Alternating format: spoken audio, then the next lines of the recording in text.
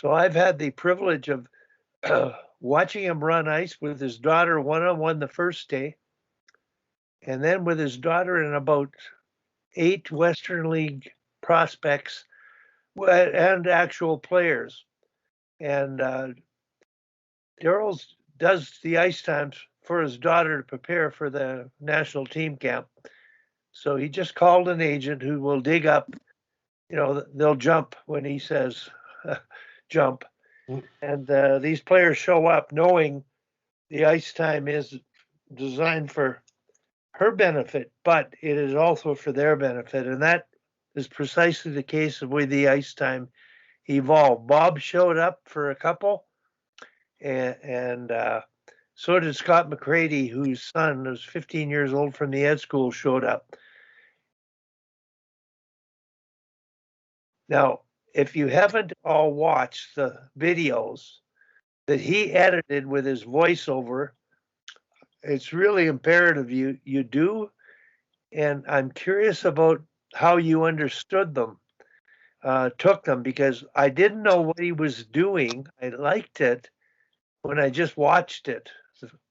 But when I looked at the videos he put together, I was way more appreciative. So that's when he does get on.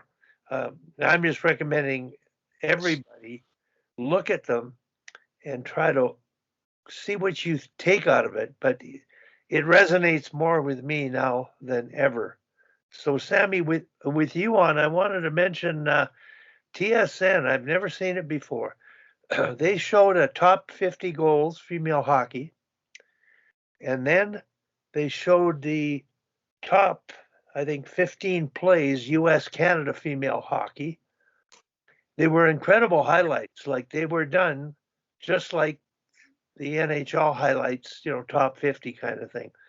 And I took a lot of pictures while I was watching. I took a little bit of video. I sent it to Danielle and Haley as well, because I was communicating. I'm trying to get Darryl on. And for all of you, I wasn't sure Darryl could get on, because when I was talking to Danielle, she said Thursday the Leafs have a Zoom call. That's why he's late, and he may not show up. Like, and this is one of those things where Darryl he doesn't really punch a clock. He does his own thing, and he's created that ability to do things his way and his time. And he was pretty excited about joining us. Initially, Syl Corbett was going to speak today, but she had an appointment that she had to drive her sister to, but she's going to come on next week. So I don't know how many of you know Syl, but she, Dr. Corbett, she's got a few degrees. She's a real specialist with high performance training, health. She's a neuroscientist, a tremendously brilliant young lady, and she went to Florida, worked with Ella, Darryl's daughter, for I think a couple of weeks, just training. And then when he arrived in Calgary with Ella, she picked him up at the airport, and he's staying at Haley's place right now. And she was there. She videotaped ice for him. She sort of knows what's going on, but it's really a neat kind of scenario. So hopefully when Darryl shows up, but I wouldn't be surprised if he got caught up with the bosses telling him what to do. But we'll keep our fingers crossed on that. Sam? Yeah, and I was wondering if anybody else watched the videos too. I watched them, but go ahead, Bob.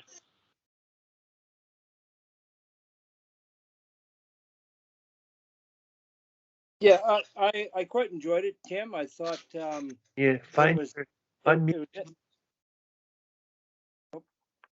was innovative. I thought a lot of the things that he did were similar to things that I've done, and I'm sure that you've done. He just added extra elements to it. Okay, so yeah, I quite enjoyed it. I thought that everything he did was high tempo, which I enjoyed. But he does a lot of things that I think were similar to things that I would have done or you would have done, Tim. I think, but he adds an extra element or two. His progressions were very good. A lot of what he's doing is to me was trying to eliminate options of the team with possession of the puck, and how to create more options when you have the puck. How would I say it? He's trying to get the people away from the puck to be a lot more active and have a lot more influence on what's going to happen, or what can happen, or what should happen. I thought he was very good. Obviously, a lot of it was dictated towards helping his daughter get ready, and she was familiar with a lot of the drills. So I think to start with, she had a big advantage in knowing the drills, but the guys picked it up very quickly. He was very strict with what he wanted.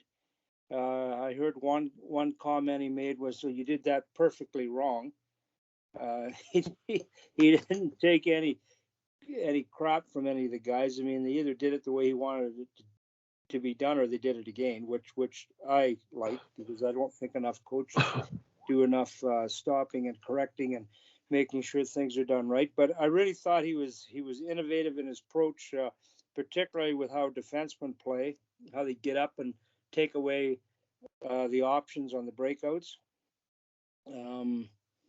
His attack options, I think, were very similar. I thought a little bit more.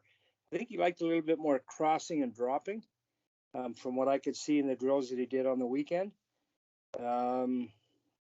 But he was very adamant about the little things that people were doing, skate position, stick position, how to drag a puck from a poor scoring position to a good scoring position, to change the angle of the shot. He showed them how to place their back skate or their front skate, depending whether they're a left or a right hand shot.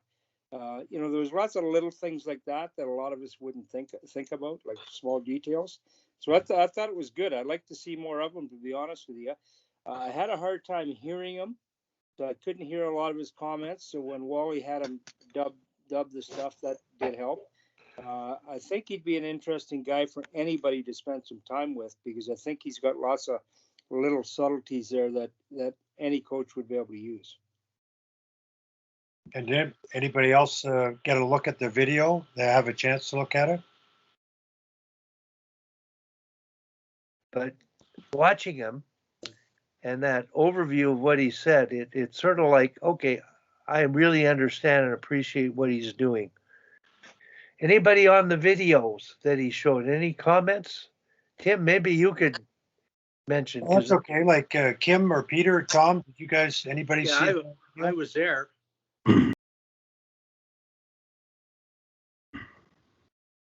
I was there and I took the videos. And yeah, just like Bob, I thought I liked his details. I liked how when things were going off the rails, that he stopped them. And he really focused on, I really liked what he said about puck management just to keep possession, which, like the old cycle where you keep throwing the puck back in the corner and nobody's trying to score. He wanted people attacking that net and going to the net, and meaningful kind of plays and this sort of thing. And I really like that idea. And his drills, he didn't like stoppages in them. Like after you took your shot, you got a puck and made a play and this kind of thing. So I thought overall, it was a really, like, everything they did was meaningful. And and using the 3-on-3 game to talk about scissors and picks and pick and rolls and screens and these kind of things was a really good way to get the players, in meaningful puck support, not just kind of standing out there in the middle of nowhere. You get the puck and you're alone, but you're not really going to do anything when you get the puck. So that's what I take away from it.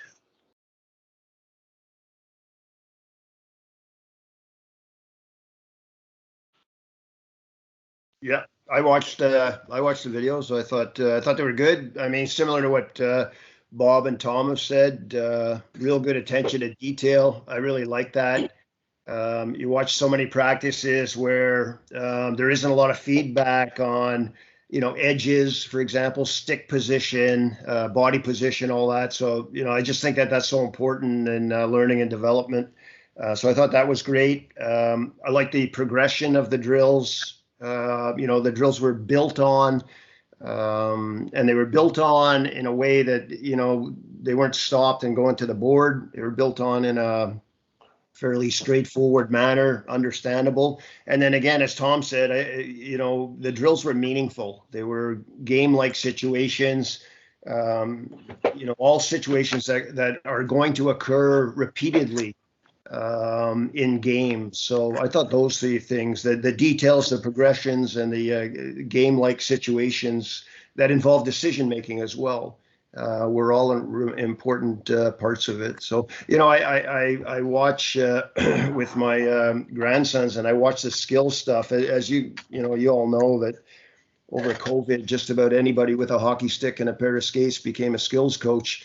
And you watch some of the stuff that goes on, and often the drills that they do, they're repetitive. They're, the kids are on the move. They're good, but there's very little feedback, particularly when it comes to stick position, edge control, all of that sort of stuff. And I think that's such an important focus when it comes to development at any level, to be honest with you. So anyway, that's what I saw.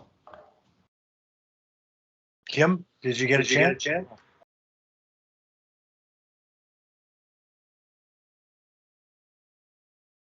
Yeah, I had a look at part of one. It's been a little crazy on the ice here, which is good. But yeah, I was curious. I like Wally. I've read his book a couple times, and I was curious. I'm curious more on how you would simplify those drills to start to teach some of those concepts maybe to younger players. So how you would do it in a 2-on-1 situation, or just a basic puck protection on the wall. How you would teach players to find that pop player, or to find that soft spot in open space. So I guess I'm sort of looking at how you would regress it, because I think that might be above the heads of a lot of players. So sort of, the skill piece, and then the piece he did, and then like kind of what's the in between to start to layer those things in. But I thought it was interesting, and I guess Wally, you've read the book a couple times. There's quite a few references in there to the value of sustaining possession. So I'm curious, to Tom's point, right? I agree. There's no point in cycling just to cycle. But I'd love to hear his thoughts on how his concept of sustaining possession and the value of that. And I think actually in the book, correct me if I'm wrong, Wally, like he almost like has a numerical value put towards that. Like they actually track that data. And it seems to be something he quite values. And then sometimes in the video, he's talking about that urgency to get pucks in, into sort of more dangerous scoring areas. So I guess I'm just curious more in the semantics of it, and, how you value those two things differently. So I thought it was great. Kim, I just wanted to mention, you talked about regression on the way up and back. On the way back from Banff, we talked about that, and I think the biggest thing is support. Support to create space for the puck carrier, and support to be available for the puck carrier. So I talked about the box support drill, which many of you are familiar with. If you aren't, you should. It's the right starting point. So Tim, in your minor hockey system, the box support drill, it is the place to start. Darryl hadn't really heard of it. He talked about the L concept, and he talked about a drill to get open, teach you to get open, but he admitted that this box support drill would help all those players get open, because it's something done at a novice level that teaches the player to get open, but the coach has to be able to run that static 4 pylons with 3 players passing to one another, with a coach in the middle taking away a passing lane just by standing in the middle, and a critical drill. So he really just open to learning. Like he was talking about everything that I understood. You know, when you're talking to someone face to face and you've watched them, you really begin to understand them. The other thing, and Dominic would appreciate this. I mentioned to him, Dominic, that your 3Ps, pressure. That's what he's talking about. And I sort of, hoping he was on, because there was a couple drills there where they could have pursued a puck and had a second shot. But Sammy, the session wasn't for the goalies. They got so much rubber. It was scary. And they were good. Like they played tired. So, hey, listen, our guest is on. So, Darryl, welcome. Sorry I'm late, everybody. I apologize for that. But No. I'm here Yeah. now. So only a half an hour. That's not as much as I was hoping for. I was hoping to be lighter than that, but we're here. Better late than never, I guess.